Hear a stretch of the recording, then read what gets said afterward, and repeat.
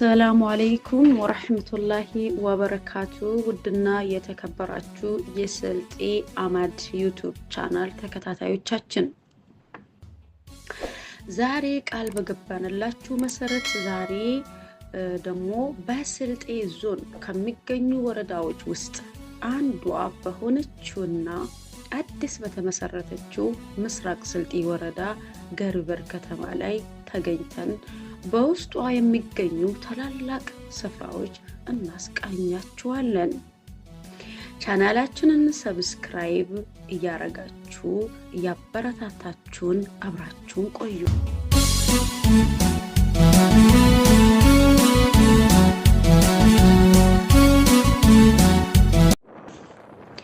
አሁን እየሄድን ያለነው ከገርበር ከተማ አፋፍ ላይ ወደሚገኘው የስልጤ አባይ ሐይቅ ወይም ጡፋ ሐይቅን ለማየት ነው። ከተለያዩ በዚህ ስፍራ እንደምትመለከቱት ከፌደራል ባህል እና ቱሪዝም ሚኒስቴር አስተባባሪነት ከኢትዮጵያ ውጭም ከተለያዩ ሀገራት የተውጣጡ የቱሪዝም ባለሙያዎች እና ሚዲያዎች በዛሬው ቀን ቅኝት አድርገዋል።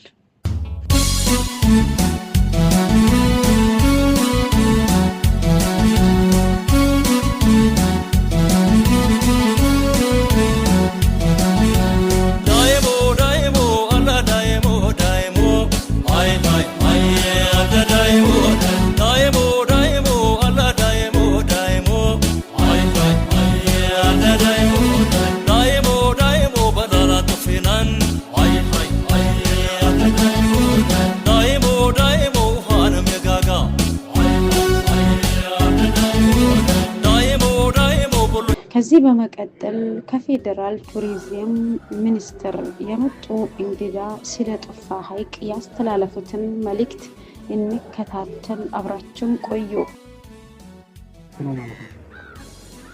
ከዚህ ጋር ተያይዞ በማዕከላዊ ኢትዮጵያ በተለይም በስልጤ ዞን እንዳየነው እጅግ በጣም እምቅ ለቱሪዝም ልማት ሊሆን የሚችል አቅም ያለው ከመጣንበት ዓላማ አንፃር ደግሞ በጂኦ ፓርክ መካተት የሚችሉ የተለየ የስነ ምድር ወይም ጂኦሎጂ ፎርሜሽን ያላቸው ተጨማሪ ጥናት የሚፈልጉ ተጨማሪም ጥናት የማይፈልጉ ቦታዎችም ጭምር ያሉበት ነው።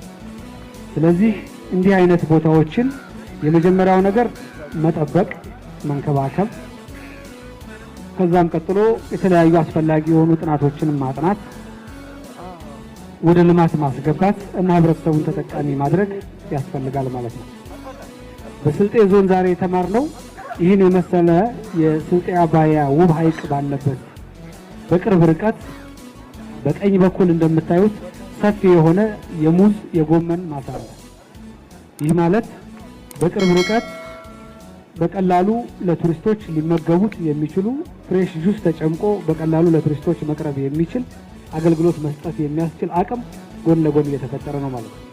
በግራ በኩል ታጥሮ የምናየው በአሁኑ ሰዓት ሰፊ የሆነ በዲያስፖራ ኢንቨስትመንት እየተገነባ ያለ የሎጅ የሪዞርት አክቹዋሊ ፋሲሊቲ ነው።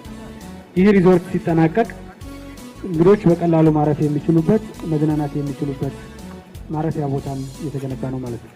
ስለዚህ የአካባቢውን ሐይቅ ከመጠበቅ ጎን ለጎን ሐይቁን ሊጎበኙ የሚመጡ ሰዎች የሚያርፉበትና የሚመገቡበት የልማት ስራ እየተሰራ መሆኑ በአጠቃላይ ዞኑ ሰፊ የሆነ ረጅም ርቀት ሊያስኬድ የሚችል ርዕይ ሰንቆ የቱሪዝም ልማትን ለማልማት ቆርጦ ተነስቷል ማለት ነው። ይሄንም እንድታመሰግኑልኝ ይፈልጋል። እንደ ቱሪዝም ሚኒስቴር በሀገራችን ውስጥ በሁሉም ጫፍ ያሉ የተፈጥሮ ሀብቶች፣ የዱር እንስሳት፣ ብሔራዊ ፓርኮች፣ ባህል፣ ታሪክ እንዲጠበቅ እና ለቱሪዝም ልማት እንዲውል በርካታ ስራዎችን እያከናወንን እንገኛለን። በአሁኑ ሰዓት ከዩኔስኮ ጋር በመተባበር በዚህ አካባቢ የጂኦ ፓርክ ያለውን አቅም ተጨማሪ ጥናት ማድረግ በጂኦ ፓርክነት እንዲከለሉ ለማድረግ እና በቅርበት ለመስራት የጀመርነው ጥረት አለ። ይህን ለማከናወንና ለማሳካት በዩኔስኮ በኩል እነ ፕሮፌሰር አስተዋውቀናሉ። አምሹር ይህን ነገር ደግፈው ጫፍ ያደርሳሉ ብለን እናምናለን። እንደ ቱሪዝም ሚኒስቴር በዚህ አካባቢ ያሉ በመንግስት ይሁን በግል ዘርፍ የተጀመሩ የልማት ስራዎችን ለመደገፍ አካባቢውንም ለማስተዋወቅና የቱሪዝም ልማት ስራውን ለመደገፍ ያለንን ቁርጠኝነት እየገለጽ በቀጣይ ያሉ የጉብኝት ፕሮግራሞች እና የእርስ በርስ ውይይቶች የተሳካ እንዲሆን እመኛለሁ። መልካም ቀን። አመሰግናለሁ። ቴክኖሎጂ ዩኒቨርሲቲ ኦፍ ሳይንስ ኤንድ ቴክኖሎጂ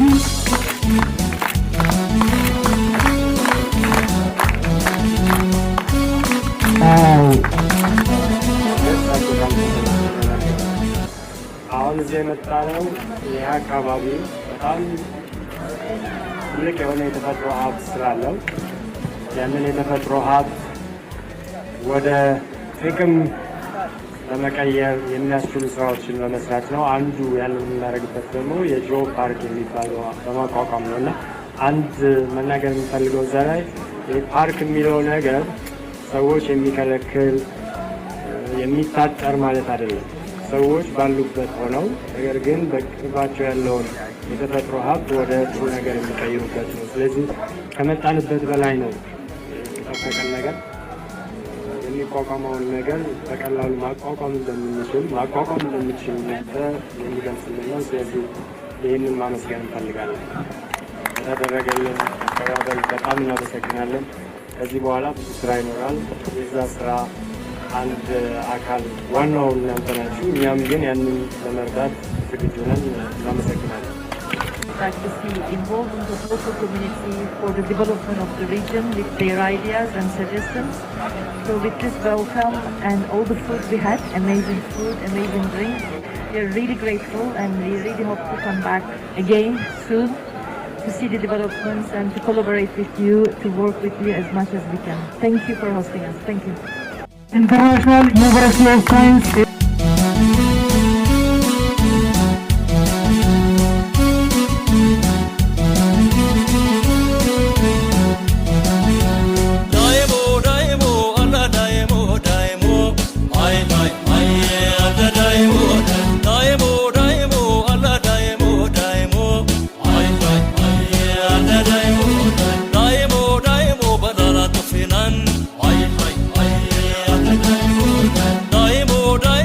ከፕሮግራሙ በኋላ እንግዶቹ በሐይቁ በሚገኙ ጀልባዎች በመሳፈር የሐይቁን መሃል ቅኝት አድርገዋል።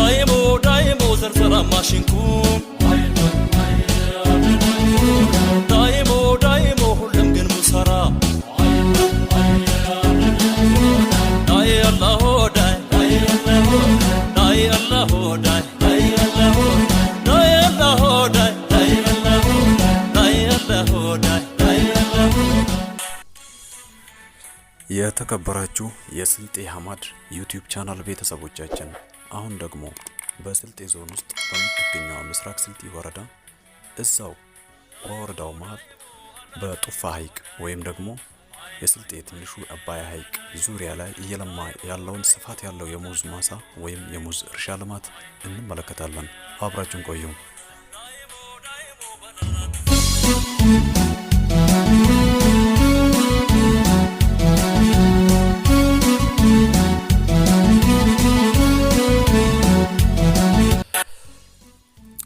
አሁን ደግሞ በስፋት የምትመለከቱት የሙዝ እርሻ ማሳ ከዚህ ቀደም ማለትም ከዛሬ 3 ዓመታት በፊት በቦታውና በአካባቢው በስፋት ባርዛፍ የነበረበት መሆኑንና አሁን ደግሞ ባርዛፉ ተመንጥሮ በስፋት ሙዝ ለምቶበት ይታያል።